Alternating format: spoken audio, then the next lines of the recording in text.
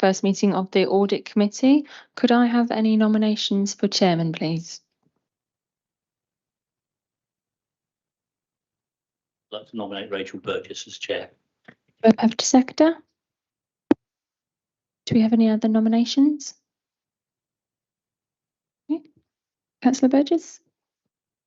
Thank you very much, everyone. And the next item is appointment of vice chair. So do we have any nominations for vice chair, please? Stephen? I'd like to nominate Mike Smith, please. You. And do we have a seconder? Thank you. Are there any other nominations for vice chair? Do we have any other? Thank you, Mike. All right. So welcome everyone to this evening's audit committee, especially our new members on the committee this evening. Before we get into the business, Andrew, as usual, could you please introduce all the officers and all the guests that we have here this evening? Thank you. Okay, and if I start with people online, first of all, so we've got our external auditors, so Helen Thompson, partner, Janet Dawson, who's a partner, and then Hannah Lill, who's a senior manager at EY. Then officers online are Graham Cadle, who's the Assistant Director of Finance and the Deputy Section 151 Officer. We've got Paul Ocean-Ellis, who's the Governance and Risk Manager. We have Mark Thompson, who's the Chief Accountant and Head of Corporate Finance. And we have Callum Wernan from Democratic Services, who's helping us stream the meeting this evening. Would you like me to do introductions to people in the room as well, Chair? So just to my left is Catherine Hickman, who's the Head of Internal Audit and Investigations. I'll let members introduce themselves. We've got Susan Parsonage, the Chief Executive, and Madeline Shopland from Democratic Services, who's clerking the meeting. Thank you very much, Andrew. If we could just quickly whiz around as well, because we're not all councillors on this committee. We do have an independent councillor and obviously some new members. So if we could also just quickly whiz around and introduce ourselves as well. Thank you. If we could start with Jordan. Jordan Montgomery, newly appointed member of this committee for the Liberal Democrats. Mike Smith, all councillor for Maiden Early, Liberal Democrat. Stephen Newton, ward councillor for Maiden Early and new on this committee. Mike Drake, I'm the independent member of the committee. Lisa Harper, member for Finch Hampstead North.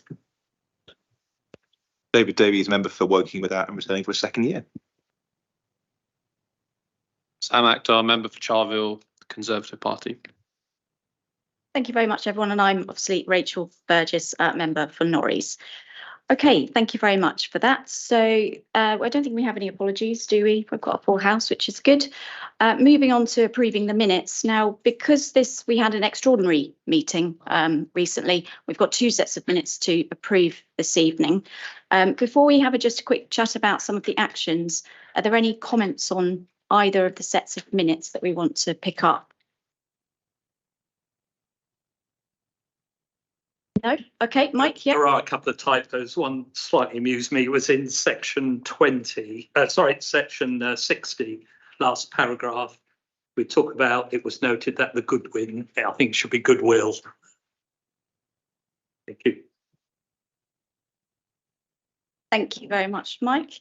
Okay, on the actions, I think it's great that we've got the action list now that comes out with each set of minutes. What I would think would be a really even better thing to do would be to have it as a rolling action list.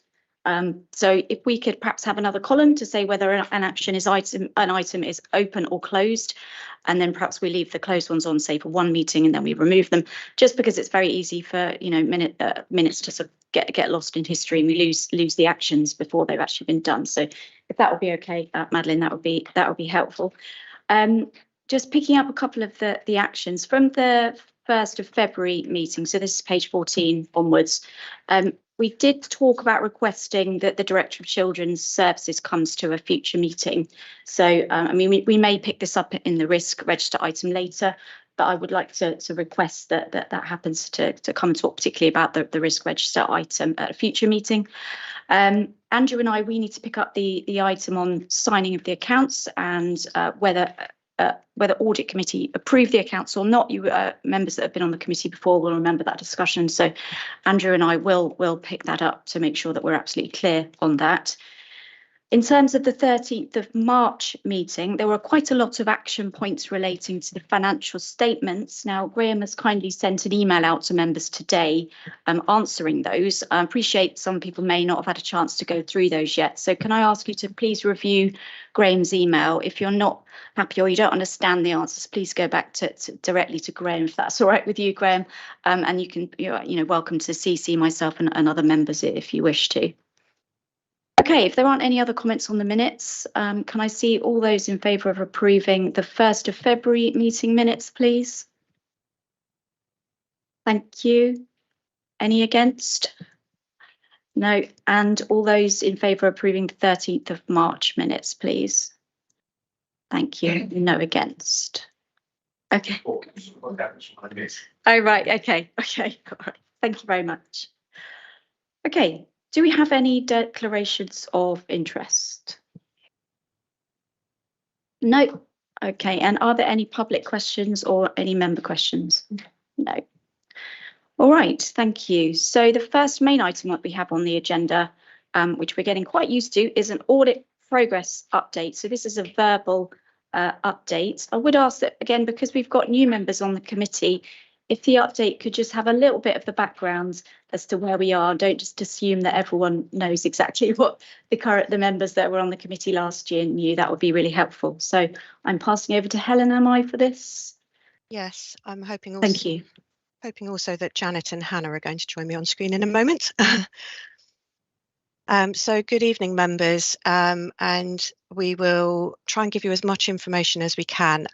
We had hoped that there would be a written progress update on the agenda, but there is one, so we will ask Madeline to circulate it after the meeting.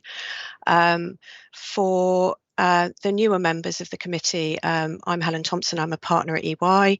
I've been the auditor for the council, and I'm now in I think 2021 is my 6th year of signing the accounts, and those are the accounts that are still open that we will talk about most this evening.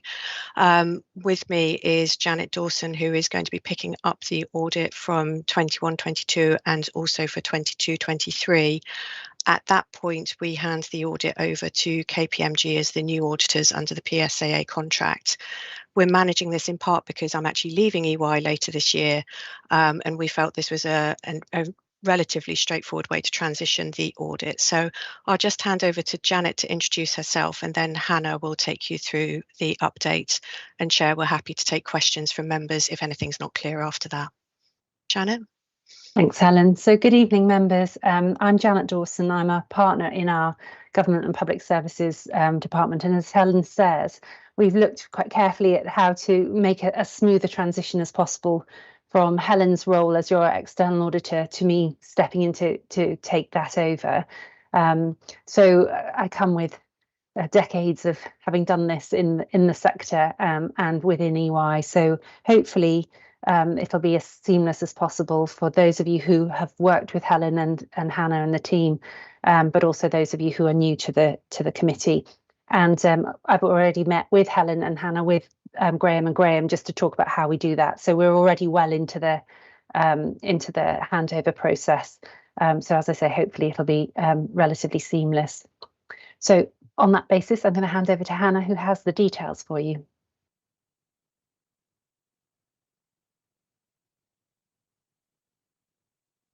Oh, Hannah, you're on mute. Yeah, I just realised. Apologies. Before I give you an update on where we are with the audit, I'll just hand back to Helen briefly to give you that kind of the background on why we are where we are with the audit. So yes, apologies. We'd slightly rehearsed how we were going to do this before, Chair, that you'd asked us to provide a little bit more of the background. So the position is that we still have the 2021 So that's the audit of the accounts ending 31st of March 2021, and that remains open. We have not yet issued the audit opinion. The work is complete other than in a small number of areas, and the primary reason for the delay, but not necessarily the only reason for the delay, is that we, as part of our audit, we seek assurances from the auditor of the pension fund, and this is a standard process that's followed by all external auditors. So we are not the auditor of the pension fund, and there have been some delays associated with the administering body of Berkshire Pension Fund, so that's the Royal Borough of Windsor and Maidenhead, that have led to delays for their auditor in completing the accounts. So the assurance letter that they initially sent us contained a caveat that meant that we were unable to use that letter for our purposes as things stood. They have now sent us a revised letter that removed the caveat that was in the initial letter, but it then included some additional wording around control weaknesses, which we wanted some further information about, and whether that impacted the level of assurance we could take from their letter. So we're working through that. So that's been the longest cause of the delay, and the starting point for that was actually in the 2019-20 audit. So there was a delay in 2019-20 that knocked on into 2021, and then that has continued. One of the points that I think is very frustrating for officers in particular, but equally so for us, is that the longer an audit stays open, the more risk there is that new issues can emerge. So whilst they said that the delay in the pension fund letter was the primary reason for the delay, there has then subsequently been two further national issues, one in relation to infrastructure assets in the accounting for that, which has been resolved, and we have been concluded on that. And the second has then been the issue of the new triennial report for the pension fund, which Hannah will touch on briefly in a moment. And alongside that, there are also then issues that emerge from quality reviews, whether done of our firm or of other firms, that we need to take into account in our audit approach. So those are the different factors. So there are effectively 4 areas of the 2021 audit that we are looking to close out, and that's what Hannah will cover. Chair, I'm hoping that's enough of a background, but I am happy to take questions in a moment if that would be more helpful. Yeah, thank you. That's great. We just pass on to Hannah now. Thank you. Okay, thank you. Hannah. Thank you, Chair.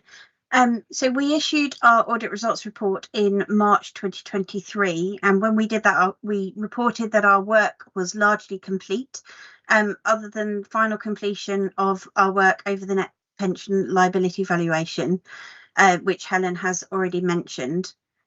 Since that date, 2 further issues have arisen that we need to address before we can issue the audit opinion on the 2021 financial statements.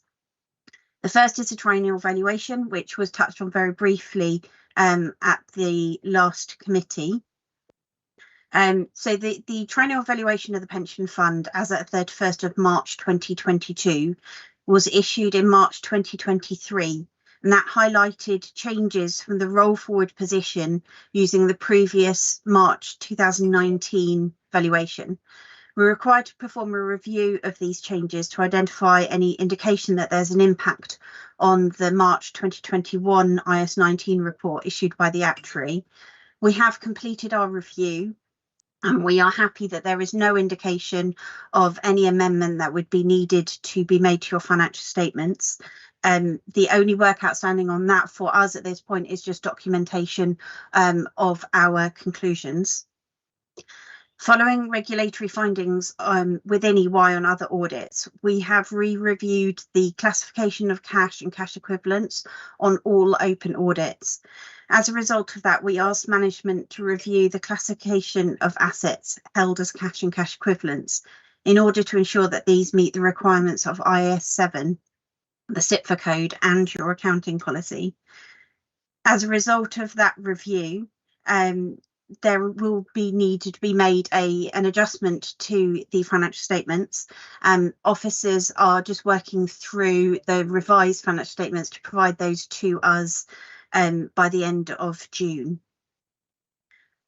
The other 2 areas, as Helen mentioned, that are open is relating to the IS 19 assurance letter with Deloitte. We have challenged the area around the significant control deficiencies that they had reported. And they have said that they can do some more work on this, but it will be a little bit of time before they can. We're consulting internally to see if we can progress without the further report from Deloitte. And finally, on going concern, we did report previously that we would need to obtain an updated going concern assessment once we were in a position to consider what date we would be ready to sign the financial statements, and we have been in contact with officers to arrange for that to be prepared so that we can finalise our work in that area. Moving on briefly to the 2021-22 financial statement audit, we are on track with our timetable that we have agreed with officers. And we have been in contact with the component auditors to progress our work in that area. The main year-end audit is due to start on the 26th of June, and we have a team already to work on that and have been liaising with officers to make sure that all the information we need will be ready and available for us to start the audit. And finally, in respect of the 2022-23 audit, we are still liaising with officers in terms of the timing on that, and we will give you an update on that in due course. I'm happy to take any questions that you have on the update that we've given you. Thank you very much. Okay, I'll open that up to members. Any questions from members? Yeah, David. It's actually not a question for the auditors. It's more obviously the delays that have been introduced, particularly with the pension fund sign off, have incurred further issues because of the nature of time. As you say, we've crossed over another March, so we've got another set of reports. Is there any options to recoup some of the additional costs, which I'm sure we're now incurring from the pension managers, because this is clearly their issue that they are unable to manage themselves and it's costing us money? Thank you. I doubt it, but I'll pass over to perhaps Graham. I don't know if he might have a view on that. Thank you, Chair. Yeah, there's not a mechanism, and I'm sure if there was, they would explain the complexities of some of these other issues that have now come up as well. So we're speaking both with the Royal Borough and with the Pension Authority about how we can progress and how we can get over the line. As Helen and Hannah have explained, EY are with Deloitte, but there's not really a way in which we can recover some of these costs that have come out the back of it. We'll continue to push both for progress and whether there's anything we can do, but I think they're resolving a number of issues that they've had for quite a period of time, and that's kind of part of the issue as well, I'm afraid. If it's okay, Chair, I just wanted to add a little bit of context around Hannah and Helen, especially for new members. So I think it's fair to say, having worked at a number of authorities, we have a good working relationship with EY and with the auditors, and we're working positively together. I think we're all really frustrated at how 2021 has got stuck now. We sat here over a year ago with a report that was finalised, waiting on that one issue, and that one issue has now caused these other matters. So a lot of the issues that are coming up are brand new as well. So we're all finding our way, and I think EY are finding their way as well. But we're managing to keep a positive relationship through it. But all Berkshire authorities, for instance, are in pretty similar situations. Some are further behind with the accounts once these issues have come up. Some are a bit further ahead. But unfortunately, at the moment, this is a bit more of a national issue now, where accounts are just getting a little bit stuck. And I understand SIPFA and government departments are looking at whether there's something we can do to try and unlock where it's stuck at the moment. Thank you. Thank you for that. Just a couple of questions from me, and then I'll come to Mike. And Mike, I think, Helen, you explained those issues really clearly. It seems to me like the only one that is still of concern is the pension. Sounds like to me the other ones are just extra work that needs now to be done. You mentioned that you're consulting internally. Do you have an idea when we might get a next update on that situation? That's the first question. Second one is on the 21-22 audit. You've got a timetable and you're on track with that. When will the Audit Committee be likely to see those statements, would you predict? Thank you. Thank you, Chair. So in response to the first question on the pension fund letter, so consulting internally, the person who we need to speak to has been on leave this week. So she is back next week, and we are going to talk with her when she is back to see if, with some additional information that we have received, we are in a position where we can draw a line. Appreciate it's frustrating, but it's sort of one of those processes where it's making the right judgment and making sure that we don't put ourselves in a position where we put the opinion and the audit opinion that we give at risk. So I would hope that within the next week we will have an answer on that. If we are in a position to draw a line under it, then actually we move forward on the disclosures that we need for the cash and cash equivalents, which, as Hannah said, officers are working on. So we just need the revised disclosure to put into our consultation document to agree that, and then the going concern work. So, fingers crossed. The best outcome would be signing at some point in July. So that's what we've indicated to management. If we aren't able to draw a line underneath the pension fund letter, we are a little bit more in the hands of Deloitte, and they have indicated that they will pick their work back up again on this particular issue. I think, Hannah, they said mid-June. Yeah. So again, it could still be in July. So we're hoping, I think there is another committee in July. We're hoping that we might be in I daren't say it because I feel like I've said it before in too many meetings. I'm kind of hoping we'll be in a position to give you a positive response on that.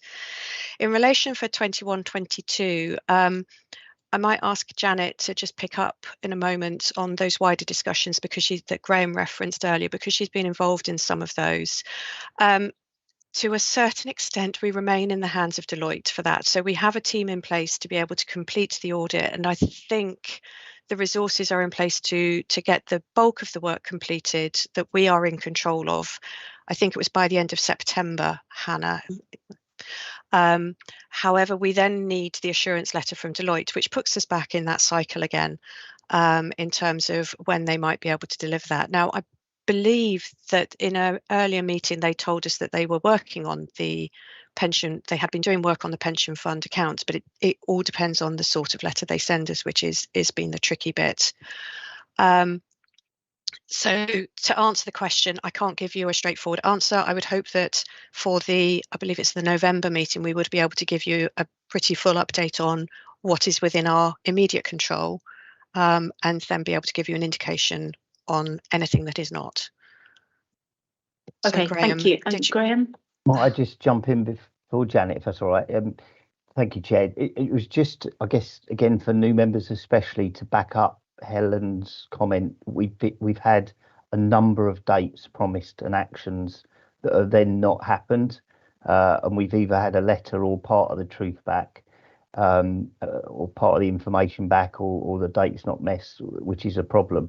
We've also considered whether we would progress without full assurance and qualify the accounts, but the impacts to the council for that, in terms of reputation and other accounting issues, it impacts for a number of years. So we've kind of explored lots of avenues to get out of this, and unfortunately, as I'm sure Helen, Janet and Hannah feel, we just feel we're just at their behest, unfortunately, to get them in the right place and hopefully get the right assurances as soon as possible. Thank you. Thank you. I don't know if, Janet, you wanted to add anything before I go for more questions? I was just going to talk very briefly on, Graham touched on, government is having a look at, is there a different way in which the whole system can draw a line and move forward? So as Helen says, I have been in a number of conversations with both civil servants from the Department for Levelling Up and Housing and Communities, and also the shadow system leader within the Financial Reporting Council, who together are working with all of the stakeholders to try to find a way through. And in fact, if you're an avid follower of PAC and the various select committees, you'll have heard Neil Harris commit to trying to find an answer by the end of this month. So there's different levers being pulled across the system. That's probably as much as I can say at the moment because it's all under wraps, but we are all trying to work to see whether we can speed up the process to an extent that would then catch the organisations up with their reporting and auditing and put us back onto a level playing field going back into the 23-24 reporting cycle. So we'll stay in touch, close contact with Graham as we find out what's going on, and then that will feed through to the committee. Thank you. Okay, Mike Smith was next. Thank you. In the minutes of the 1st February meeting, Councillor G, who attended the advisory panel that looks after the Berkshire Pension Fund, stated that the minutes of the last Berkshire Pension Fund meeting stated that Deloitte's are the pension fund and Royal Borough of Windsor and Maidenhead's auditors and have advised there are no material changes required to the pension fund annual report. Is that not sufficient assurance? Minutes in a meeting that refers specifically to that issue? Because my understanding was that Maria commented that the problem isn't with the pension, it's with the Royal Berkshire and Windsor accounts, and the members of the public have raised issues with their accounts. And that's what's taking the time to resolve. It's not an issue with the pension element. So that is correct. The key issues that are holding up the delay at Royal Borough and Windsor of Maidenhead are in fact to do with the council. And there were, Councillor G was quite correct in quoting those minutes, and we looked at those minutes. However, there is nothing that we are able to place up any further reliance on. So there is no report from Deloitte to the pension fund that sets out their conclusions. And there is nothing in the public domain that has been made available that would allow us to reconsider the caveat that was it. So at that stage that we still had the caveat in the letter that there were no material issues. The other point that I would make, and I think I raised it at on the last meeting, but I may not in the March meeting, is that when we spoke again with Deloitte, it turned out that there was further work that they needed to do. So when they carried out a final review, they identified areas that they needed to go back and look at on the pension fund. So in many ways, it was probably a good job that we did not rely on the minutes of the pension fund committee itself. Okay, thank you very much. And Mike Drake was next, and then Stephen. I think the cash and cash equivalent issue raised, I can't remember it being raised before to the committee on disclosure or reclass or whatever it is. Perhaps you could give us a little bit more information, please. So you're quite right that it hasn't been. This is a new issue that has emerged, and it's one of the ones that's emerged from the quality findings that have come out across firms and caused us to go back and look at the accounts. But I'll ask Hannah to give you just a little bit more detail. Yeah, thank you, Helen.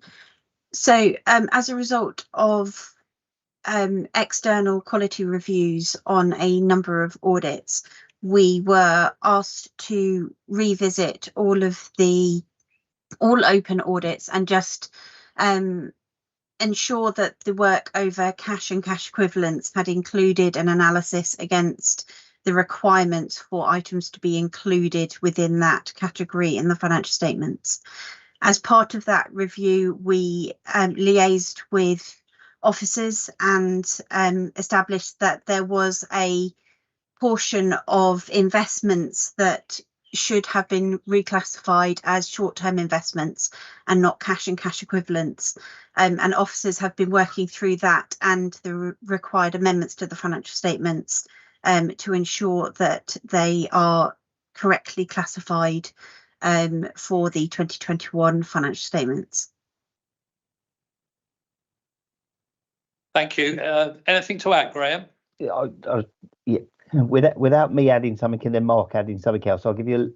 It's to do with the length of time the debt was outstanding. I think it's and because we had taken it from the length it was outstanding at the time, as opposed to when we first took it out, we put it in the wrong line. So it's just some debts moving from one line, as in their analysis of the outstanding or the cash figure, into another line. It doesn't affect the bottom line in any way at all.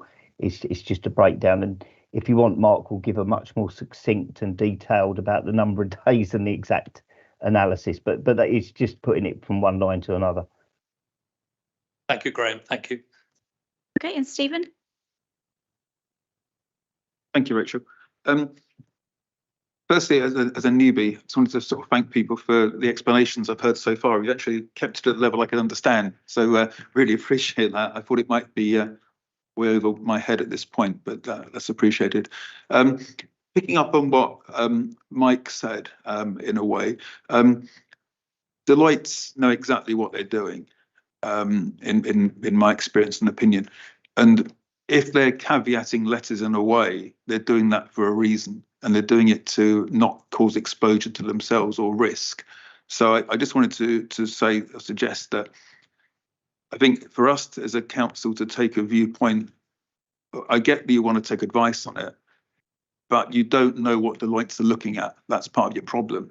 I think in your formulating opinions around that, maybe a bit in the dark. And it does concern me as to whether that risk transference that Deloitte are trying to avoid might then come upon yourself. So that was more of an observation. The second thing I wanted to mention was that I'm taking over from Maria as the working representative on the Berkshire Pension Fund, and we have a meeting coming up fairly soon. And I just wondered whether you'd like to use the opportunity, if people want to feed me some intelligent questions. I can ask questions even if I don't understand the question, but it might be an opportunity to sort of go there to that meeting and follow up on some of these things in that forum, which may be where you're approaching Deloitte and stuff. That may be a good way of doing it, and that's the avenue open to you. But we have got this other avenue, and I just wanted to offer that up as a timely thing because it is coming up in this month, that meeting, and I could, if forearmed, I could go there and ask things that might help unblock this, or at least try and put on the timetables around it and force them to agree some timelines, because we do need to get this closed out. And as the longer it rumbles on, and I'm not confident with their timelines of July based upon what's happened so far, it's just going to drag on, and it's going to be another few months before the next meeting. Okay, thank you for those comments. I think rather than going through that now, if we take that outside the meeting and perhaps chat to Graham about what we might, or what you might want to ask at that meeting, that would be helpful. Okay, thank you. Okay, any other questions from members on the update? No? Okay, thank you very much. We'll move on to the next item, which is the risk register. So our role here as a committee is to get assurance that risk management processes at the council are robust, that they're effective. So that's why we review and scrutinise this document. Really pleased to welcome Susan to the meeting this evening to talk on this item. I think Paul going to introduce first, and then perhaps Susan. Yeah. Okay. Over to you, Paul. Thank you.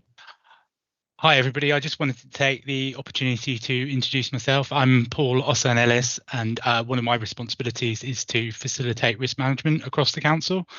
Over the next couple of months, you'll get to meet me in person at the July Audit Committee, where I'll be taking you through the council's risk management policy and guidance, and I'll be co-delivering the training to the committee on risk management on the 31st of July. Each committee meeting, we have a member of CLT who presents the corporate risk register, and tonight Susan's going to take us through that, so I'll just hand that over to her. Okay, thanks very much, Paul. So in terms of the report this evening, what the report talks about in the initial parts of the report is the council's top corporate risks. Now, it talks about budget and financial resilience and health and social care reform as being the top risks, because if you look at the risk register itself and the top right-hand corner of where the squares are, and we've got risk 1, 8, 5 and 7. So I would say that those as well are the risks. That includes budget and financial resilience. We've got outcomes and costs for children with SEND. We've got adult social care, supply sustainability, and also cyber security. So those are those are some of the high risks that we have in the authority right now. So what risk register also has within it is a new risk around housing need. We've got lots of different housing needs in the borough, and we need to meet that housing need. But you'll know that is one of the key challenges that we've got, is actually meeting the differing needs that we have. So that has actually been included as well. We've removed 2 risks, and hopefully you won't be surprised by that in terms of the 2 risks that we've removed. One around public transport, and the second around the election administration, because of course the elections have now passed. So in terms of the overall risk position, it's been pretty stable since February. The report also talks about some of the changes that we've made to the risk register. So it talks about risk 4 being a change being there in terms of uncontrolled development. Also about cyber attack. I mean, I know at the last time I attended this meeting, we had a discussion around cyber, and that's obviously part of this risk register. We've got an increased risk around safeguarding adults. It talks about in the detail about the liberty protection and safeguards there, and then of course that change around the public transport risk as well. So I won't go any further in terms of that part of the report, as I've already talked about elections and housing needs. So I think probably that's the main thing that I want to cover. I mean, in terms of budget and financial resilience, I mean, if I go into a little bit more detail about that, of course, you'll know we have a lot of financial challenges right now around capital, revenue, in-year challenges. One of those challenges being around the fact that we have a lot more demand in our children and adult services, and also that the complexity of the demand has increased as well. So we've got a net reduction in our budget, and also because of inflation and other things, and we've got an increase in demand and complexity. So that all means that we have a real sort of challenge around our budget. We're not on our own. That's the same for councils right across the country. And I think probably that's what I want to say in terms of the budget, and we can sort of go on to anything else if in terms of committee questions. Okay, thank you very much. I'll open up to members, and Peter was first, and then Mike. Yeah, and risk 1, I'll just get to the title on budget and financial resilience. Yes. So one of the existing controls is the MTFP. Yes. For those new council medium-term financial plan. Mm-hmm. So key document that you'll love and hate. So if that's a control, I've got concerns whether it's a valid control, having discovered something recently in terms of capital expenditure on the MTFP. So I was doing some research in terms of the climate change and capital expenditure for the solar plant. And it doesn't appear in the current MTFP. There's no budget line at all for capital expenditure on that item. And inquiring as to why it's not in there, I was told that because it's been approved by the executive, it doesn't appear on the MTFP, which surprised me slightly. I'd expect every capital expenditure item for this and plan for future years to be in the MTFP. Perhaps somebody can provide some light on that, as to whether the MTFP should provide every capital item going forward. Maybe Graham can answer that particular detail point. Graham Cadle.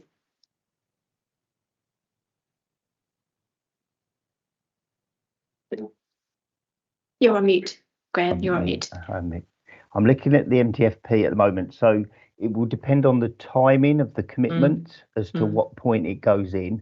I'd need to remind myself of the solar scheme and when it went to committee. At the point it's approved, because for the value for that, we'll need to go through the full council process. It would be added to our MTFP the following cycle and into our capital monitoring of that year at the time.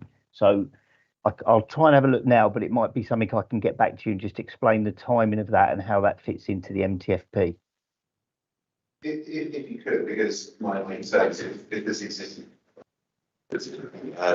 obviously, if we're listing MTFP as a major control on this risk and it's not fit for purpose, then we have a problem. I can certainly give you assurance that the MTFP plans the expenditure for that 3-year period. As you'll know, it's a long document. It lists out all our reserves, our annual revenue spend, capital expenditure. There's also our treasury strategy, which explains how we borrow and how that's funded. It also gives some really key measures about our level of borrowing, the level of cost of borrowing, and a return on investments. So Mark has just kindly messaged me that it's in the carry forwards due to be approved in the June exec. So let me answer fully. I'm happy to get something back to members that just gives real clarity and maybe explains going forward that process and how the expenditure gets into the MTFP and into our monitoring arrangements. I could probably make that clearer than try and talk over the message. Thank you. I think, yeah, just if I could just come in on that as well. I think just to extend that a little bit, just to have the MTFP as a control is potentially not good enough, to be honest, because what you want to say is it's a robust, thorough, well-run MTFP or something like that, rather than just saying, yeah, we've got a budget. The budget could be useless. So I think actually it is a point that we can look at that and say, well, what is the actual control that we've got there? So thank you for that. Yeah. Just different item. Risk 14. Obviously, we've had the Ofsted report on children's services coming recently. Majority indicating required improvement. There's no risk that I can see that covers that, and you may say, well, actually, because we've got reports of a risk, it's an issue. But should we not have a risk in terms of children's services? Because item 14 is a bit narrower than just children's services. It's about safeguarding. So could item 14 be expanded out to cover the whole of children's services? There might be some aspects that we could include, but I think that within the detail of the report itself, it does talk about a lot of the improvements that have been made. And when there is a judgment around requiring improvement, that means that it's a journey of improvement. So it's not failing; it's a journey of improvement. So I think if we would put information in here, I think we should put specific information from the report itself, because the report talks about, as I said, there are lots of improvements that have been made. So maybe it's an item in the mitigating actions table to say what the actions are. Yes, we can pick up particular things. Yes. Okay, thank you. And I think Mike was next, and then Stephen. Thank you. Actually, I have a couple of questions, but one was just a minor point. On page 28, under 2.2, the analysis risk 9 cyber attack. It's not risk 9, it's risk 8. This is the second time this number's been transposed, and I'm just wondering whether it's something to do with, my understanding is each directorate has its own risk register, and this. That's right. I'm just wondering whether risk 9 in somebody other is solved. Anyway, that must be solved point. I wanted to ask a question about the analysis on 2.5, the reduction of risk on the elections. Talks about the how it's successfully run, etc. And there was details taken of the number of people turning up that didn't have the relevant identification. That's when they got to the election. That's actually got to the signing or checking in table. Greeters, as I understand it, staff members were checking whether or not people had the relevant ID before they went into the polling station. Were there any records kept of how many people the greeters had to do or saw turn away? Sorry. Yeah, if I could just take that, Chair. So the information that we collected on polling day was what was required of us by the Electoral Commission, and that's what has been circulated to members. And the Electoral Commission themselves will be producing a national report on the impact of voter ID. We don't have any specific data or information other than what we've already supplied to members.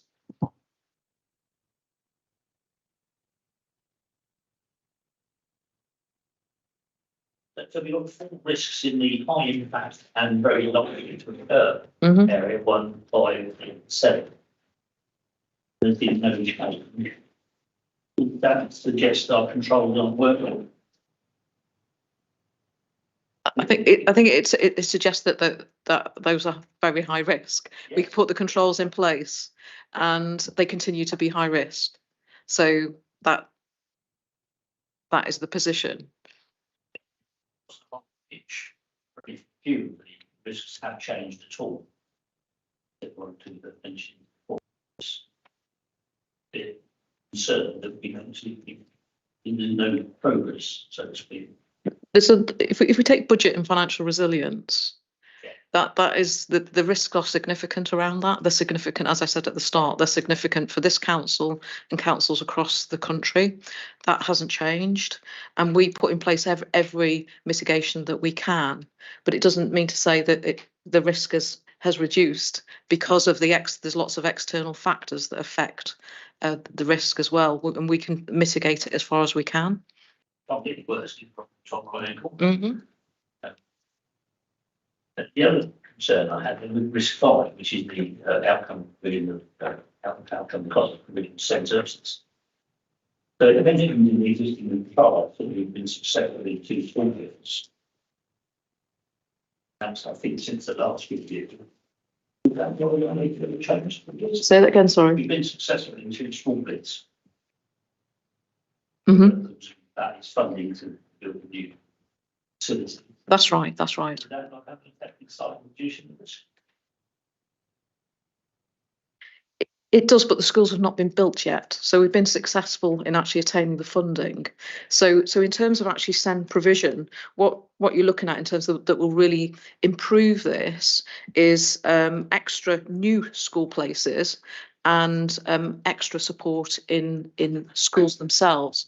And that's what we're actually undertaking as part of our safety valve programme, which we're part of. Yeah.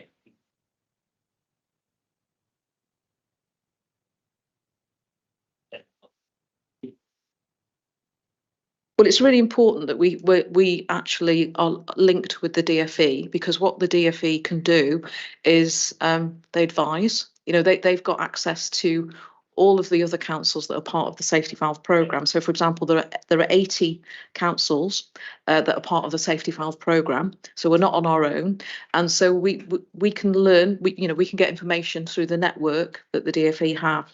So it's really important that we have that link, and the DFE want that link with us as well, because we have an improvement programme which we have to put in place, which along with the other 80 councils, and so then we talk to the DFE about our progress against the improvement plan.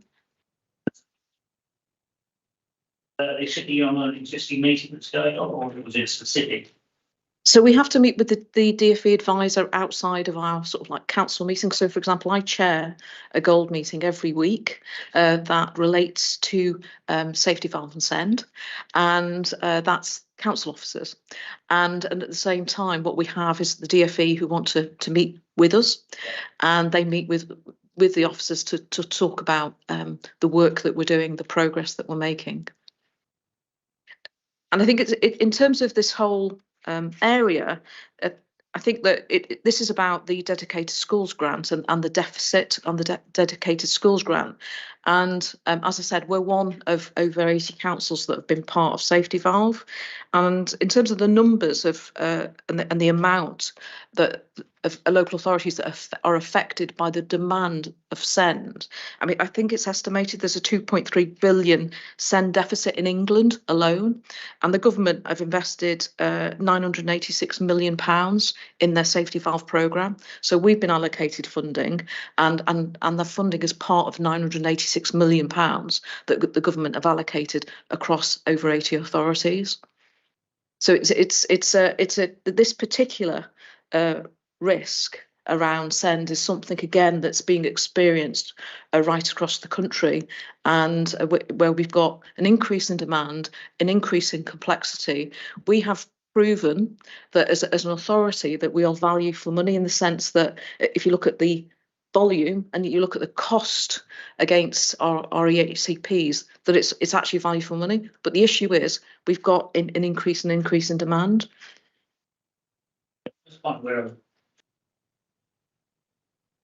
That's kind of where I was coming from, because if we got this deficit reduction plan in, which includes funding for 2 new schools, then our cost risks surely must have been slightly reduced. It's a factor, but in terms of, it's not yet. We're not yet there. You know, of course, the funding. It's fantastic that we've got the funding, Brilliant. but we need. It's when the schools are built, and that we actually have the impact. I think that's the approach that we're taking here. It's actually where we're when we really feel the impact of the different actions, then we can start to reduce the actual risk. So in terms of, if I talk about the safety valve programme, we signed up to it in March. Yeah. So we were one of 20 authorities at that time that signed up to it, and so the impact will be felt as we move through the next years. Thank you. And just to follow up on that, I mean, this is one of the risks where the target is way away from where we actually are in terms of the risk at the moment. Yes. So it is an area that this committee will be looking to gain assurance on during the year, and that's why we've asked for the Director of Children's Services to come along to the next meeting, if possible, to discuss it further. But that is useful context for us. So thank you. Okay, I think Stephen was next. Thank you. I've got 4 questions really.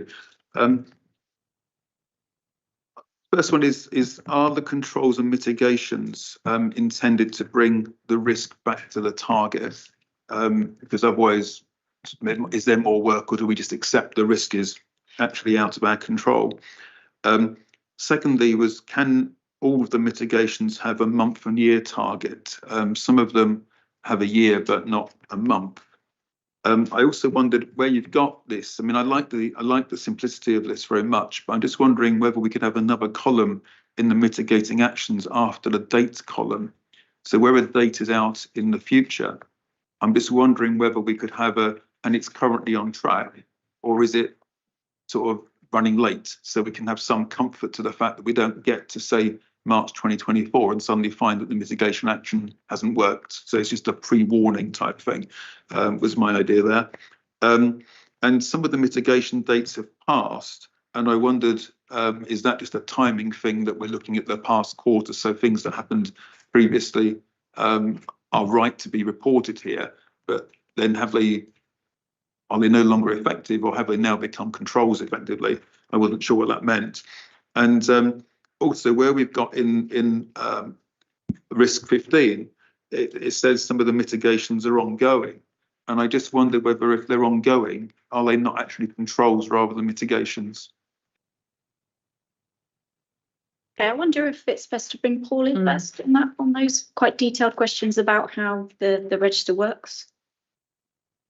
Yeah, so I think the issue in terms of adding an on-track element to the mitigations, we can definitely look at and incorporate that for the next iteration of the risk register.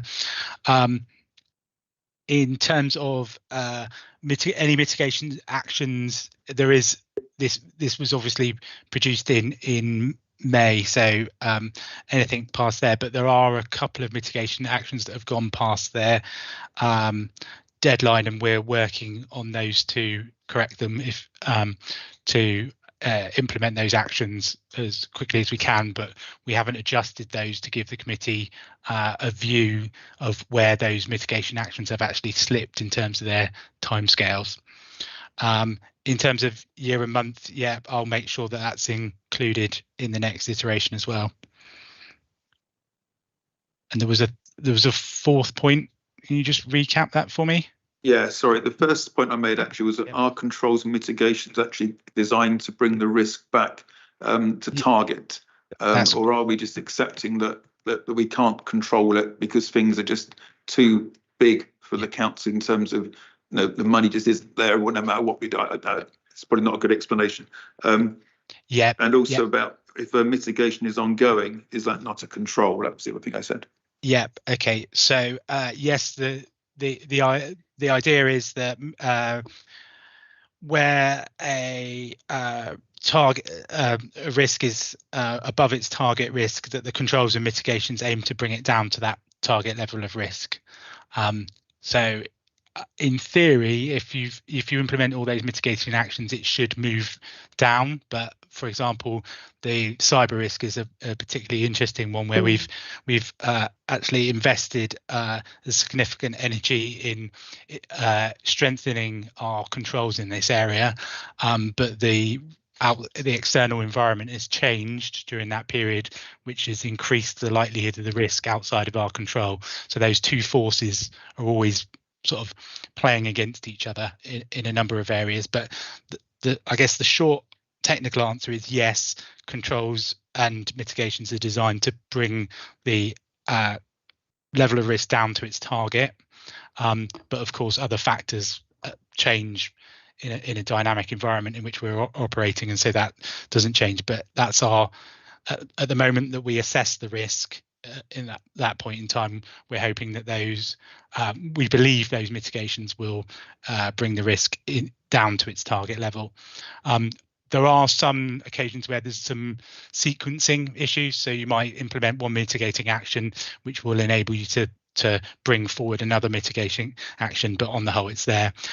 In terms of ongoing, I think they're specifically related to the inward migration risks, I believe, risk, which is, let me just check on the number for that one for you. That's risk, yeah, that's 15. Risk 15. Yeah, so I think what we're seeking to reflect there, and I accept it might not be entirely clear, is that in those areas there's a program of activity that is planned into the future.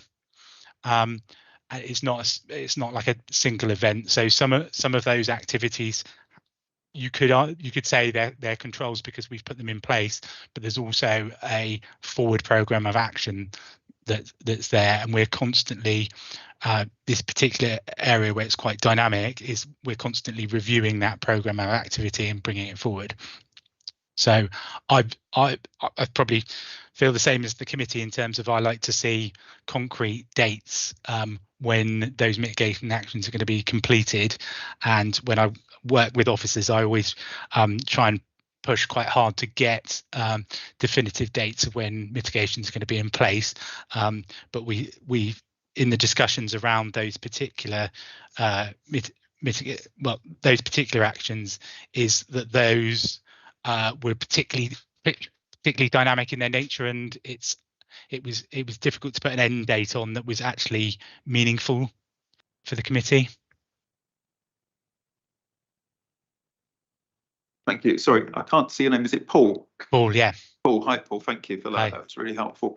And appreciate your willingness to sort of adopt some of those suggestions. So thank you for that.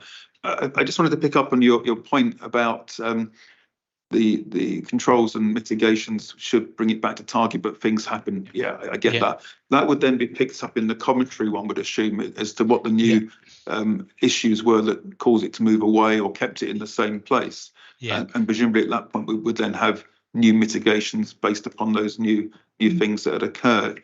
But I just wonder whether it would be, unless I'm missing the point, what I would have thought that what we're saying here is that with the mitigations that we've got, if nothing different happens, then at the end of that mitigation period, the risk should be at the target level. I think that's what we're saying here. Yeah. I think it would be helpful going forward if there was some explanations as to whether you think that isn't the case for some reason, because I think what we're picking up on is that there's not a lot of things have changed, and I understand that. Is it going to change? Or is it always going to be that we look at this and it's always wishful, hopeful, jam tomorrow type thing?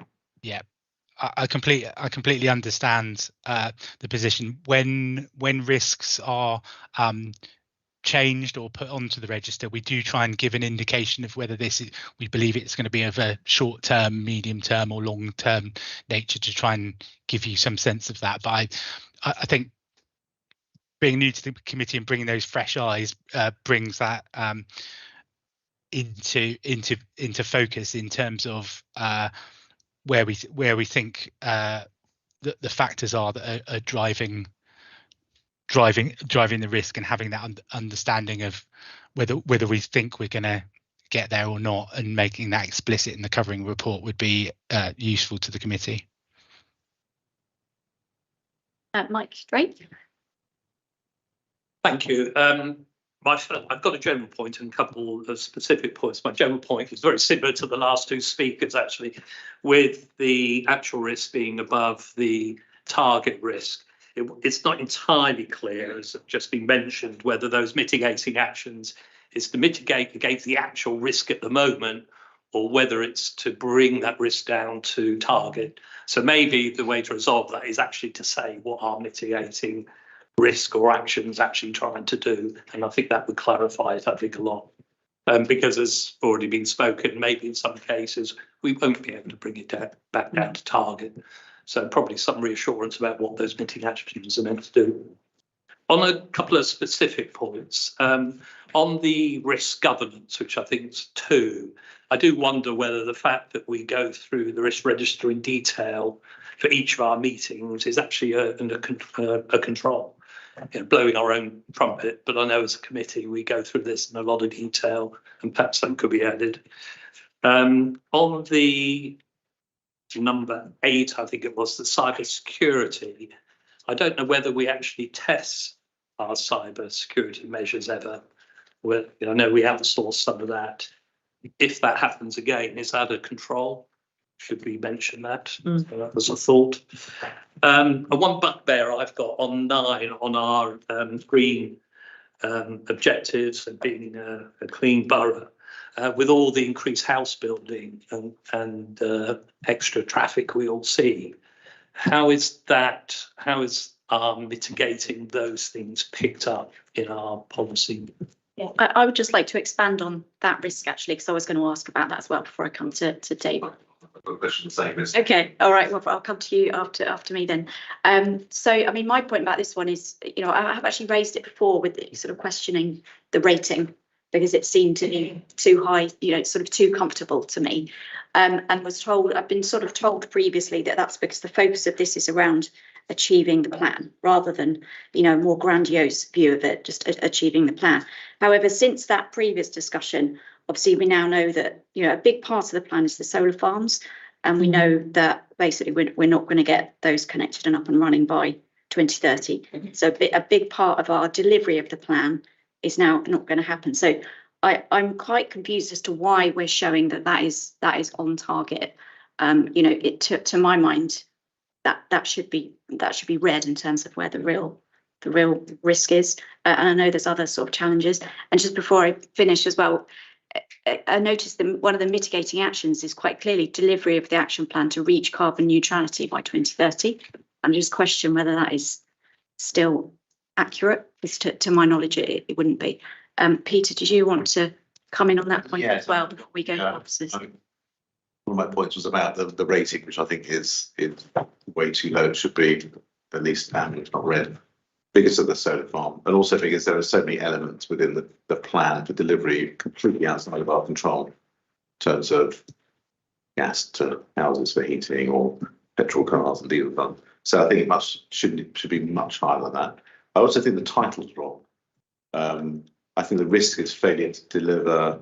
I do like this down. The risk that the council will fail to reach carbon neutrality by 2030, which is the plan, which is the aim. So the aim is to be carbon neutral by 2030, and the mitigating action, one of them, is the action plan. At the moment, the title is to say failure to deliver the action plan, and the mitigation action is to deliver the action plan. So it doesn't make sense. Yeah. So we need to change the title on that. And yeah, in the narrative, we need something about the lack of connectivity for our solar farms, and therefore how that impacts the time. Okay, can I come to Susan? Yeah. So in terms of the overall risk, and I think point taken on that, absolutely. And in terms of the specific around the solar farm, I've met with the directors, chief execs, Southern Electric and National Grid about the very point about connectivity. So think it's not, we're working on it is what I would say. So it's certainly something which is really important that we know is really important, and putting pressure on to actually bring that date to an earlier date. So, but there are a lot of other factors, again, outside of our control, but certainly National Grid and Southern Electric know our views on this, and I know actions are to be fair, actions are being taken by them to try and resolve. Okay, so Just on that, I mean that's future. That's great. Having the discussions, but at the moment the date being given is outside of the plan, and therefore we should be showing red. And if you manage to get the date back in, then we can bring that back into amber or yellow. But at the moment we should be red on this. So is that something that can go back to the risk group for further review and sort of discussion? That's absolutely fine. Yeah. Sam. Thank you, Chair. Just a small quick point. It might be nice to see, looking at the lists of risks here, if maybe we could include maybe a point on like the legal risks, where it's any places where there's litigation risks or legal risks resulting from any legal proceedings going on. Might be a nice one to just have including in that. Okay, thank you. Okay, David, then I had one other quick one. Thank you, Rachel. Excuse me, I'm talking today. So just on the points around the mitigations to mitigate the risk itself back to its standard level. I mean, I don't think that can be true, because clearly number one for a start isn't going to get it down to where it should be by following those. But no, there's no other mitigations that can be taken. That's what we can do. But what may be helpful, and I'm loath to overcomplicate this more, but we've got the change marked, will we go up or down? Is it possible to have an indication of the trending of the risk? Because we are taking some of the investigations, and you say some might not have gone down yet, but we know they're going. We do have that. So if you look in the top right hand corner, that says change. So we have change. Yeah. Not the change in the future, but the change since the last report. Yeah. So but what I'm saying is that we've got some mitigations that haven't yet changed, but we're expecting it to come down, just to give the sort of slightly forward-looking focus. If it's overcomplicating, please tell me. I'm happy to ignore it. The change would be to the target, though, if it was to change. Otherwise, the target would need to be changed itself. I so absolutely agree. The change is talking about between this meeting and the last meeting, where's it moved to? But for some of these, they are worsening. For example, the PSN has been implemented, but the cyber actors are now getting worse. I know, because I'm working with them daily. So it's trending upwards as a risk, and others will be trending downwards, because we're seeing the SEND schools, for example, are being discussed, and we're expecting that to come down. As I say, I don't want to overcomplicate, but that's clearly around the room. I think there's more nuance needed. Yeah, I think that's good feedback. I think you're right. I think the format is good, partly because there's not too much on each page, which I think you agree as well. But that's good feedback to consider. Just on that first risk, I mean, the target on the first risk is amber. So, arguably we could reach that, but let's see. Okay, and I just had one last question before we move on to internal audit. And it was just, when we've looked before at some of the high profile failures in other local authorities, one of the things that's come out has been governance around council-owned companies. And I may have missed it, but I can't see much in the risk register about that. It may just be because the risk is at a level below this, and it is discussed in other areas, but I don't know if any officers had any comments on that, or if that's something we as a committee should look into a bit further during the year. Yeah, just on that, I mean, the risks around companies is discussed, not in the corporate risk register, obviously, but I think it is something that we need to take away, and we'll come back in the next iteration to see whether it does merit a place on the corporate risk register. I should add as well, I know that's an area that internal audit are looking at as well, companies, so you'll get assurance not just through looking at risk registers, but also through the work of internal audit. Okay, thank you very much, everyone, for that. If there's no other points, we will move on to the next item, which is the annual internal audit report. So you'll see a lot of work has been done by Catherine and her team during the year, and I welcome the improvements that have been made during the year. The reporting is really good, I think, now, and we've got that clear link to the risk register that we've just been discussing, and how those risks are covered by internal audit, which is great. So in terms of our review as a committee on this, it's our chance to look at what internal audit has done and get that assurance that it's performing its role appropriately, that it's, you know, adequately resourced, it's getting access to the people it needs to get access to, etc., etc. So if I can hand over to Catherine to introduce this item, thank you. Thank you, Chair, and good evening, everybody. So this is agenda item 10, which is on pages 53 to 84 in the agenda pack. And it's the annual report on the work of internal audit and investigation for the 22-23 financial year. I was just going to start by giving a little bit of background and context to the year as well, particularly for the new members of the Audit Committee. I would say overall it's been a successful year for the team. This has been the first year of the new Internal Audit and Investigation Service. This service was approved by corporate leadership team and it came into effect from April 2022, following the dissolution of the Shared Audit and Investigation Service. So in addition to the annual programme of audit and investigation work, we've been developing and embedding the new service. We've been reviewing all our processes and protocols and procedures. We've been agreeing reporting formats, and that's included the reports that have come to the Audit Committee, and particularly the one that's come to you this evening. And we've developed a quality assurance programme and new performance indicators for the team. We've also looked to further develop relationships with the Chair of the Audit Committee and the Chief Executive and Corporate Leadership team, which has helped to raise the profile of the Internal Audit and Investigation Service. Mid-year, the Chief Finance Officer requested that Internal Audit and Investigation contribute towards the Council's financial savings for the year. So in order to do this, we froze a senior auditor post within the team, and we didn't recruit to another vacant post, which was an apprentice role. And where we could put elements of the audit work programme on hold, we did do. So one area was a review of the service against the public sector internal audit standards, which we've deferred into this financial year in order that we can contribute to the savings last year. And in September, I brought an in-year review of the internal audit and investigation plan to the Audit Committee that took into account these changes. So during the year, we've been required to keep the service dynamic and as flexible as possible during a period of change. In addition to the work that we undertake for Wokingham in internal audit and investigation, we also do work for 3 external clients. And I'm pleased to say that we also successfully completed their audit plans as at the 31st of March. And the service itself has been managed within its budget, and we've overachieved our income targets as well. So I hope that gives you a little bit of context of the year that we've been working within. Moving on to the 2022 Internal Audit and Investigation Work Programme itself. Progress on achieving the 22-23 audit plan has been brought to this Audit Committee during the course of the year. So we deliver quarterly progress reports. The last one came in March, which was progress as at the end of Q3. So this annual report pulls together all those progress reports and also includes the work for Q4. So there should be no surprises really in the report because members have been updated on progress along the way. The annual report requires the Chief Audit Executive, that's the Head of Internal Audit and Investigation, to provide an annual opinion on the Council's internal control, risk management and governance framework.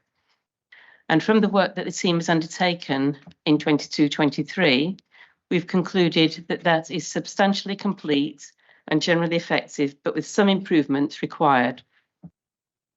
In terms of the work undertaken to support that opinion, that is in Appendix A1 to the report, which is on pages 78 to 82. And that lists all the audits that have been undertaken, the status of those audits as at the end of March, and where applicable, the internal audit opinion given for those audit reviews undertaken. Informing the overall opinion, we also take into account other assurance mechanisms across the authority. So the peer review follow-up process, the work that's been undertaken by Ofsted, the safety valve work. And these all contribute to that overall Head of Internal Audit opinion. In terms of particular aspects of the report that members may be interested in, I include a list of high-risk concerns that have been identified from our audit work during the course of the year, and the countermeasures and target timescales for actioning those concerns. These are on pages 64 to 68 in the report, and those high-risk concerns are presented in the form of graphs and tables. We also maintain an action tracker just to make sure that we keep on top of those concerns, and I share that with the chair of the Audit Committee on a regular basis. And audit follow up those high-risk concerns and confirm whether management have actioned them within the agreed timescales. I'm pleased to say that at the time of reporting, there were no outstanding actions that had not been addressed by the target timescale. I also include in the report any category 3 or 4 audit opinions reports. These are the lowest category of audit opinion, and which I need to bring to members' attention. And during the course of the year, there's just been the one audit in terms of debtors that was reported in the earlier parts of 22-23. And as a team, we continue to monitor progress to ensure that they're actioning the concerns that were raised. Moving on to anti-fraud activities, which is pages 70 to 73. This summarises the work we've undertaken in relation to anti-fraud during the course of the year. Specifically on page 70, it includes the results of the National Fraud Initiative data matching exercise and the results and values provided by the Cabinet Office. And we've also undertaken some work on empty property relief. And I think from the table of results, you'll see that was quite worthwhile piece of work, because it's not just about identifying financial losses to the council, but it's also about tidying up the data within the council's records. In August and October, we had an inspection by the Investigatory Powers Commissioner's Office in terms of our regulation of Investigatory Powers Act arrangements. And I'm pleased to say they gave positive comment about the council's policies, protocols and training arrangements. And finally, I've included in the report mention of compliance with the Public Sector Internal Audit Standards. This is our professional body with which the Internal Audit Investigation Team is required to comply with. And under the standards, we're required to have an external review of our service against those standards every 5 years. And the last external review is 2017-18, so we are due to have our next review. And I've just presented a briefing paper to corporate leadership team, and we have made a choice of external reviewer. So that review will start quite soon. And I'll be looking to bring the results of that review probably back to Audit Committee in late summer. So in conclusion, this report is coming to Audit Committee to review and scrutinise the work of the team for 22-23. And I'm happy to answer any questions. Thank you very much, Catherine. All right, any questions from members? Okay, David and then Peter. Well, thank you as always. It's an excellent report, as always expected, and it's really pleasing to see as many controls being found and reported. One area I know you were to meet with the chair of audit outside of this forum, outside of any other office forum. Are those meetings happening? I don't recall seeing that in the report at all. Yeah. We meet every month. So we're meeting on Friday, aren't we? Thank you. Yeah, we are. Peter and then Steve. Thank you, Chair. Got a couple of questions. First one is about the anti-fraud activities. Yeah. So I'm not sure if the table there shows that we found 31 people who were on a waiting list for housing who shouldn't have been, and we took them off and therefore saved £132,000. Or is this theoretical savings? I wasn't quite clear on, are these actual savings and we've actually managed to identify those 31 people, or the 193 with blue badges? Right, so I just turning to the table. Yes, thank you. So the number are the ones where we investigated and we found that they shouldn't have been either on the housing waiting list or in receipt of blue badges or housing benefits. So that's the number that we've identified and confirmed that that was the case. The actual values are calculated by the Cabinet Office, so it's a formula that they use, and so that's what we've reported here. So going to say, so have the blue badges been taken away from those 193 people that are identified? Yes, And they will be taken off the housing list. They will be taken off. Yes, yeah. Perfect. Right. Okay. The second question I have is more of a general on the financing and ring fenced funds, etc. So a resident has emailed to say an accusation about a ring fenced fund, which is called the Waste PFI Equalisation Fund. Now he makes the claim that this should only be used for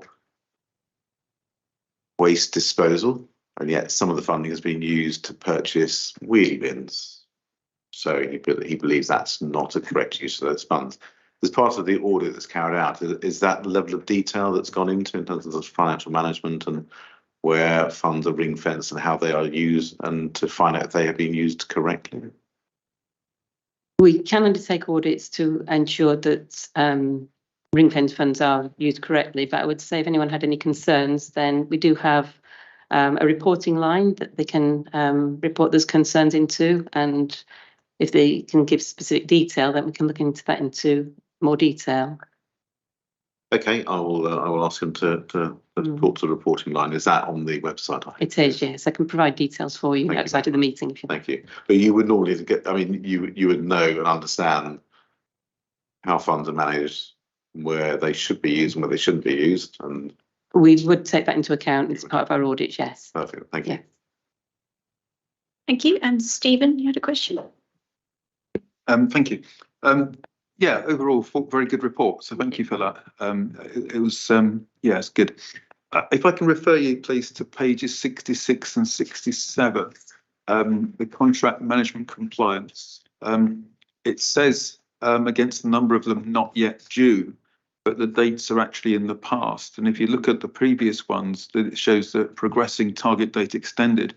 These ones have fallen due, and it doesn't say they've been. I wasn't sure if that was an error or it was produced before, or I'm not trying to pick on anybody. I'm just wanting to sort of understand, is this still going to carry on, or has it been abandoned, really? Was the point about that one? Do you want to answer that before I come to my, I've got two other points as well. There's two aspects to that, first of all. So as you say, some of those dates are the 30th of April. When this report was prepared, it was pulling together all activity to the end of March. Right. So they will be picked up in the Q1 progress report. So we'll be able to say were they implemented by the 30th of April or not. So that's the reasoning. It's that cut-off time. That this is everything till the 31st of March. So it is a timing issue. It is a timing issue. That's helpful. Thank you. And I think there's some where you said the dates have been deferred or changed. There were three. Well, it just in the pale green on page 66, for instance, where it was a 31st of March date, and it's now been moved to 3rd of September. Yeah. So I was just picking up the contrast between a date that has passed and there's no comment, and a date that has passed where it's been moved. Right. But I get the point that if it was a Q1 report only, which I'd missed the subtlety of that, I'm sorry, then you're quite right that at that point in time, this was still a future date. So we'll see it historically next time. I'm fine with that. These will be picked up in Q1, yes. Okay. And where those other dates have been moved, so to the 30th of September, this was where we went back on the 31st of March to do our follow-up work. There were good reasons why they hadn't been implemented. It's mainly due to resourcing, and there were 3 audits, recruitment and safeguarding, reconciliations and debtors, where they're all having issues with the resourcing, or they've been a little bit ambitious with their target dates initially. So we did discuss this with the officers, and we were comfortable with their explanations as to why they needed to extend those target dates. No, that's fine. Thank you. I think we all recognise that officers are all really busy, yeah, and you can only do so many things in a day, so that we understand that. So if you're happy with that, that's fine. My second point, I suppose these are sort of suggestions for areas to look at. I wasn't sure if we've even got a remit for that, but I thought I'd put it anyway and just see what happens. As I'm new, I can do these things and learn the boundaries. We where I live, and I know other places have had it. We've had road repairs done, pothole repairs, or in the resurfacing with the micro something. I always forget the name of micro asphalting. Thank you, Mike. And I've seen some serious wear and tear happening already, even though it's only done a few months ago. And I wasn't sure. I'm concerned about that because I'm just thinking sort of like, should it be happening? Are you able to audit that to just see that where we paid somebody to do these works, that actually is lasting the time that it should? Because there would be an expectation, I would have thought, as to how long these things should last. And it's not going to be decades, but it should last more than a few weeks or months before we actually create holes again. And I'm just wondering whether that can be looked at. So that's just a throw it out there type thing to see if that's something that could be looked at as part of the audit, so that we don't keep spending council money on getting the same hole or area recovered and refilled. And the other thing which I was wondering whether we could look at, this is something that I dealt with in my sort of previous life when I was working, was to look at the efficiency of supplier payment process. And what I mean by that was, in the company I worked for, we had many suppliers, and the average value of an invoice was very low. And it was actually costing us more to pay each invoice than the value of the invoice on average. And we had invoices that were worth millions as well. And I'm just wondering whether that's an opportunity to be looked at to see if there's ways that the council could look at that process and see whether it can do things. Because if you can make that more efficient, we will save money. And I just wondered if that was an area that was open to the auditors to look into. Yeah, I mean, certainly it's fine to make suggestions and everything, and I think if you provide a little bit more detail outside of the meeting, but obviously if we know our audit plan was agreed in March, and so if we put new things in, we've got to take other things out, so we need to just make sure we've got that right balance, really, because obviously we're looking at that's fine. I'm not trying to add to your workload. It was just a matter of trying to think about planning it in at some point in the future when it's appropriate, because I recognise you've got urgent and important things that you're dealing with. And it was just a question of, at some point, that might be one that could be added to the list. I'm not looking at it for this year, but I can certainly talk to you an email. We can talk about that separately. That's fine. Thank you. Thank you. Thank you. And Mike, and then Sam.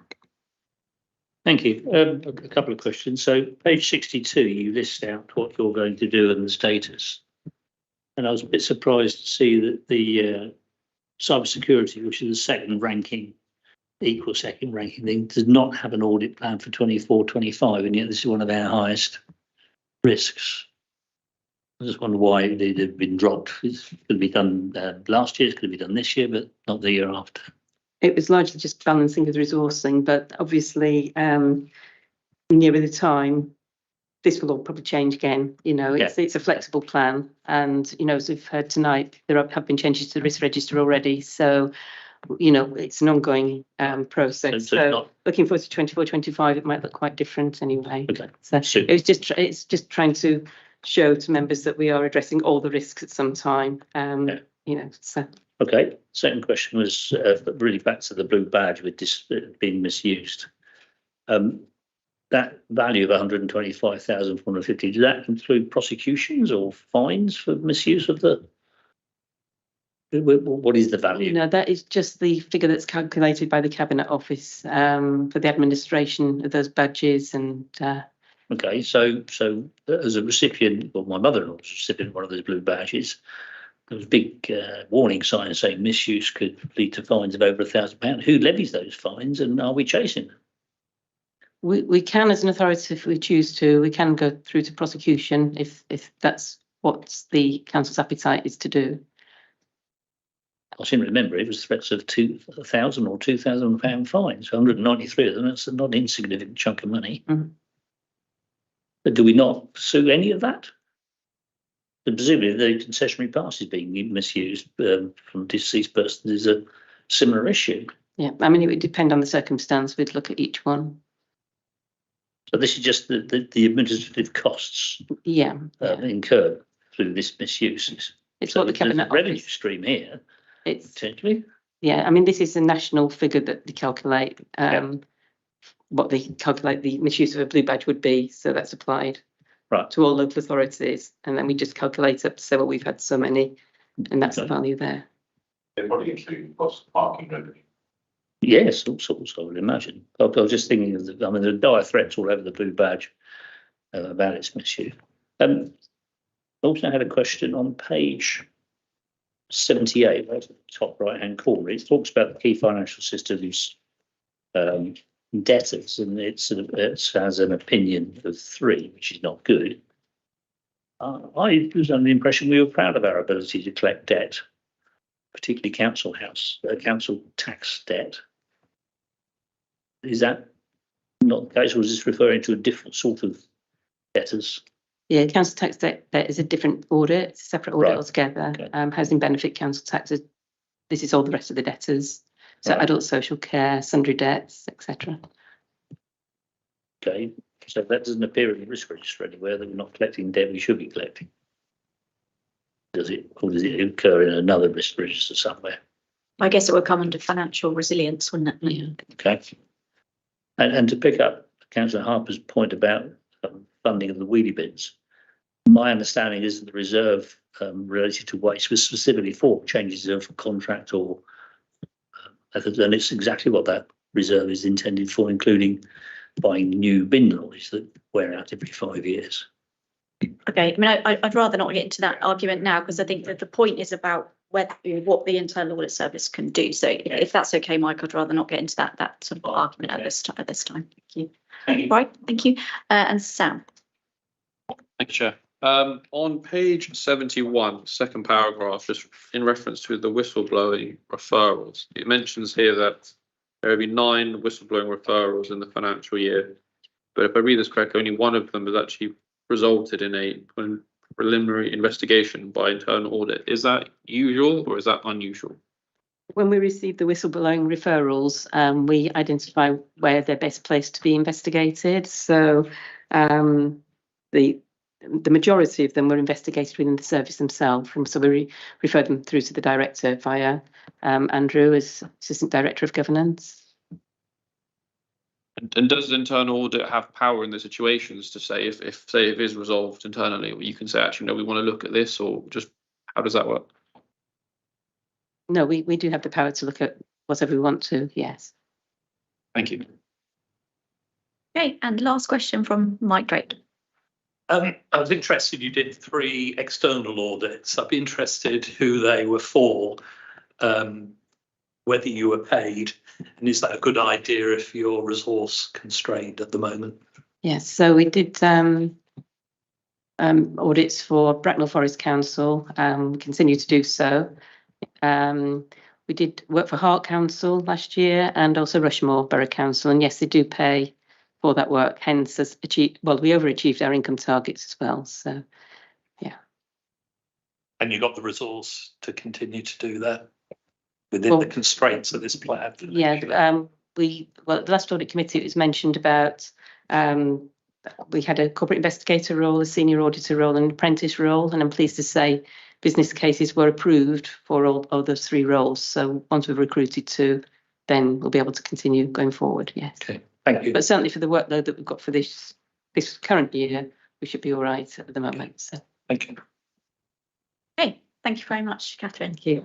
All right, and we'll move on to the last main item, which is the annual governance statement and the local code of governance. So we've got the 2 documents here. So we've got the local code of corporate governance, which sets out how the council complies with good governance, and then we've got the annual governance statement, which looks back over the last year as to how well the council has complied. So in terms of particularly the annual governance statement, I think our role as a committee is looking at things like, is this an understandable document? Can we, do we recognise WBC in this document? Is it an accurate reflection of what we know of WBC? Is it got a clear opinion in there? And is the action plan as a result, is it robust and appropriate? So there's quite a lot there. I do appreciate that, but is someone going to Andrew? Are you going to introduce it better than I have?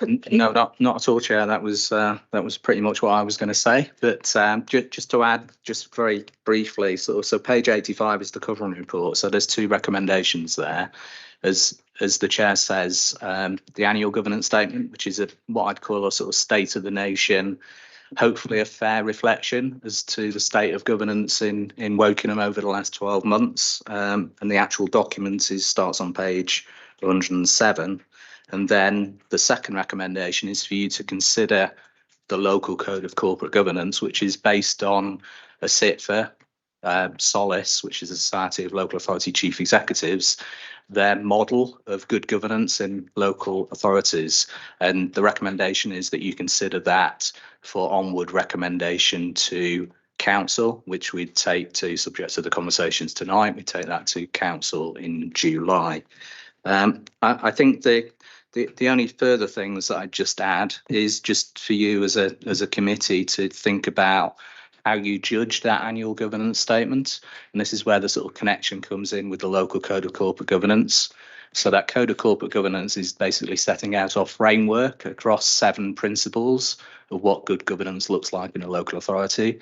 And within the annual governance statement itself, there's a self-assessment that officers have done in terms of how we comply, which sets out a pretty positive picture overall. And we compare ourselves against the framework, but we also take assurance from lots of other sources. So all assistant directors and directors have filled in a management assurance statement as part of this process. We've also relied and referred to Catherine's head of internal audit opinion that you looked at in the last item. And there's various other sources, internal and external, that we'd use to make that assessment. But I think this committee has got a key role to play in terms of adding value to that annual governance statement, pointing out anything that you think needs to go in there. It's not an approval that we're seeking from the committee, but it's as a key committee of the council, it's to give further input into this governance process before it goes on and ultimately will sit with the council's financial statements when they are published. Thank you, Andrew. Okay, questions and comments. Mike, and then the other Mike. Mike Show.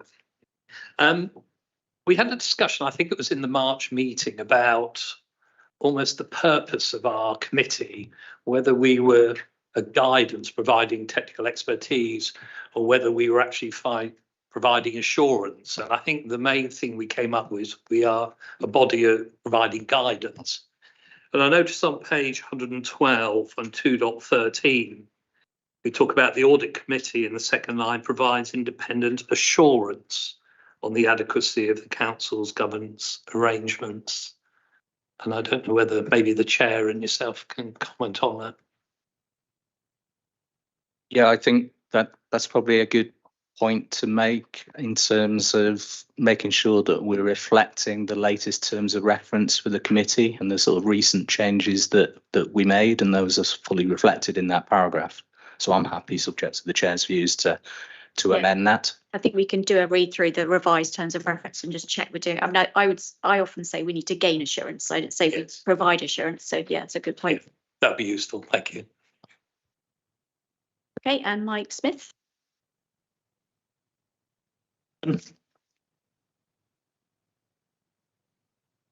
On page 115, under the governance issues and improvements heading, it says political awareness training. It talks about some training that was available to senior officers covering the respective roles of members and officers and exploring what leads to constructive and appropriate member-officer relationships.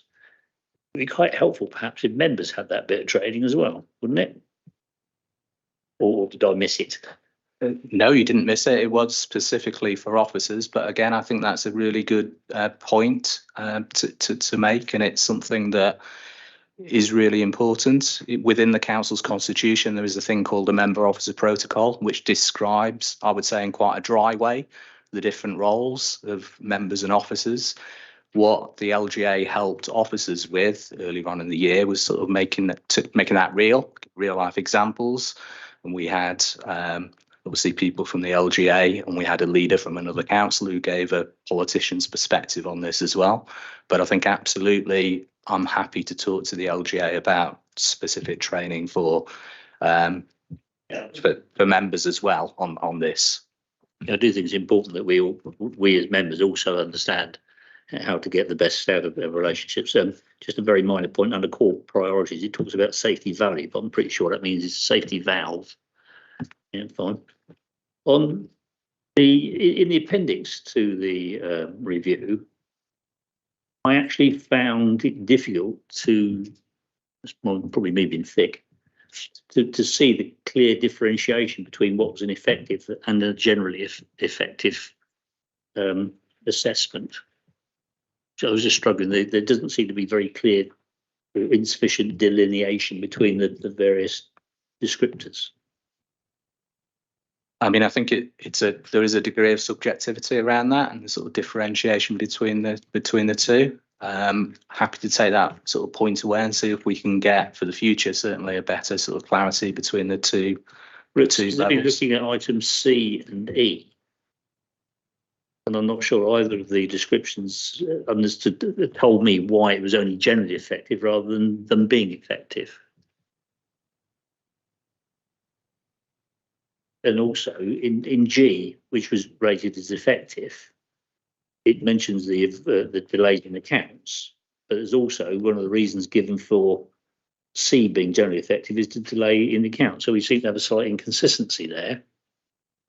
Yeah, I'd certainly take that away and see if we can put more clarity into those particular paragraphs that you point out there. Yeah, I was going to raise the point about the accounts as well, not because necessarily I think that the assessment is wrong, but I think from an outside view, if we're getting on for we've just had our third year end without an audit, as it were, and for an outside view, they would say, well, how is that effective? So I think in that section, we just need to reiterate that the delay is not a substantial risk on our financial management or controls or anything like we've said in other reports today. But yeah, I was going to raise that same point. Any other questions or comments from members? Peter. Chair, on page 96, I think it is, under the ensuring openness and comprehensive stakeholder engagement. Talks about engaging stakeholders effectively, including individual citizens and service users. And maybe this is down to a constitutional kind of update that we need.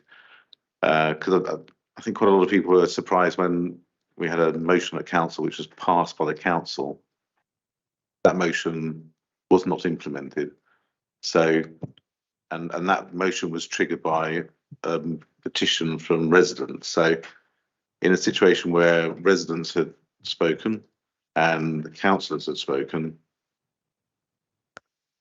the outcome wasn't actually implemented. So, how can engaging stakeholders effectively, be achieved if those sorts of situations come about? If I could just refer you to page 123, which is the action plan coming out of this review, and you'll see the second action there is the constitution, and that's where we were. I totally recognise the point that you make, Councillor Harbone. We'll pick that up as part of that constitution review, and yeah, it's understood. What I should have said, if I could just add as well, Chair, that this action plan that you've got there on page 123, what the Audit Committee has done in previous years is actually take a report later in the year of progress against those actions, so that, again, this isn't just a sort of one bite of the cherry looking at our overall governance, but perhaps in the November meeting, you can receive an update on progress against those actions. Okay, Mike Drake. Do we get an external review actually of our governance by, no idea what body it would be, central government or something? And do they grade us and compare us with other boroughs, councils? I'm sure Susan would want to add to this as well, but we had about 18 months or so ago now a local government association peer review, which was a combination of officers from other authorities and members from other authorities who actually looked at not just our governance arrangements, but the whole workings of the council, its strategy, its policies, its direction of travel. That is referred to in this year's annual governance statement because we had a follow-up visit last October, November time, which generally speaking made some very, very positive comments about progress that we'd made. But that's probably the main external body that I can immediately think of, but there are lots of, I'm sure Susan will want to speak perhaps about Ofsted and lots of other bodies that look at our arrangements. Indeed, and in terms of, but like the peer review is a really effective way to get external input and views and critical thinking about the organisation. So it's led by a chief executive from another council. You've got officers from other different councils as well that have particular specialism. So it's very much seen as an independent review of what we do, so that they're here for a week. Well, in fact, it may have been longer, Andrew. I'm just trying to think. No, it was about a week, wasn't it? So that they spend quite a bit of time talking to lots of different officers, stakeholders. They did a survey of residents.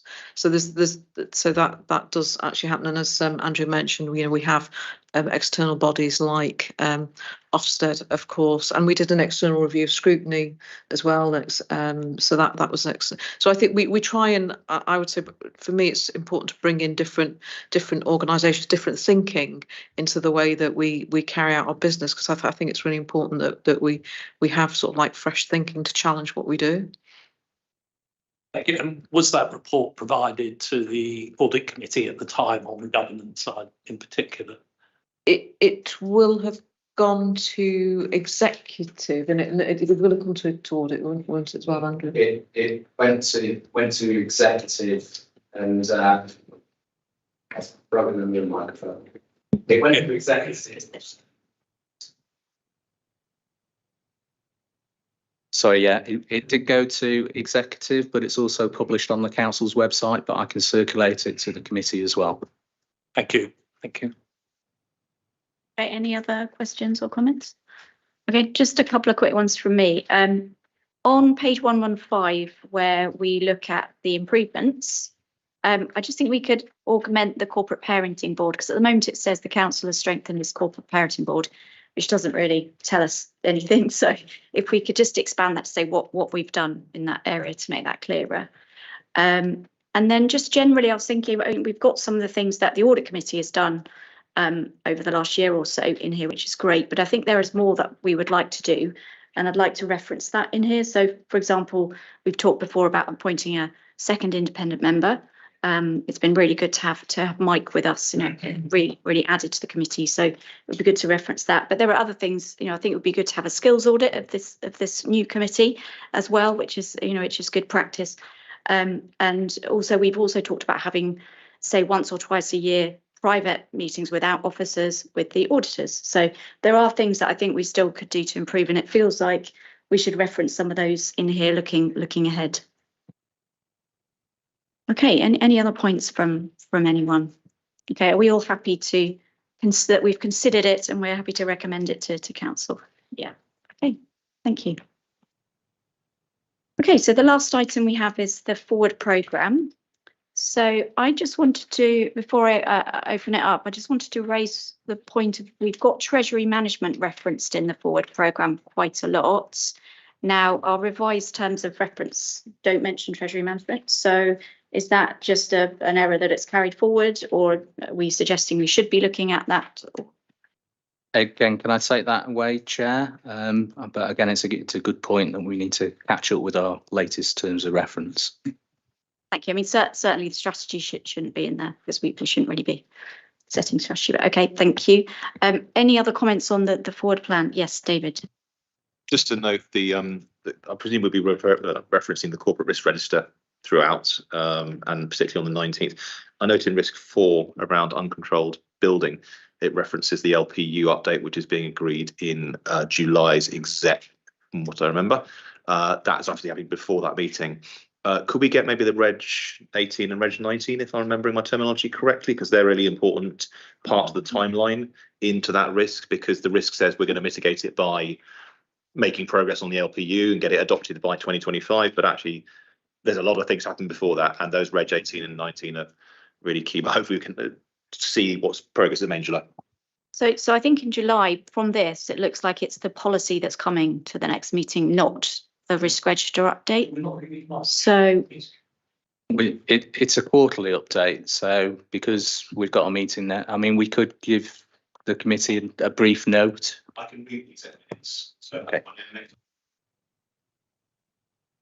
Mike, I would find it useful, perhaps others wouldn't, if we could have an additional column which said what is it we're supposed to be doing with each of these. Are we just noting them? Are we agreeing them? Are we recommending them, etc., etc., just so we understand what action is we're actually trying to do? that's a good point. Thank you. Any other points on the forward plan? Okay,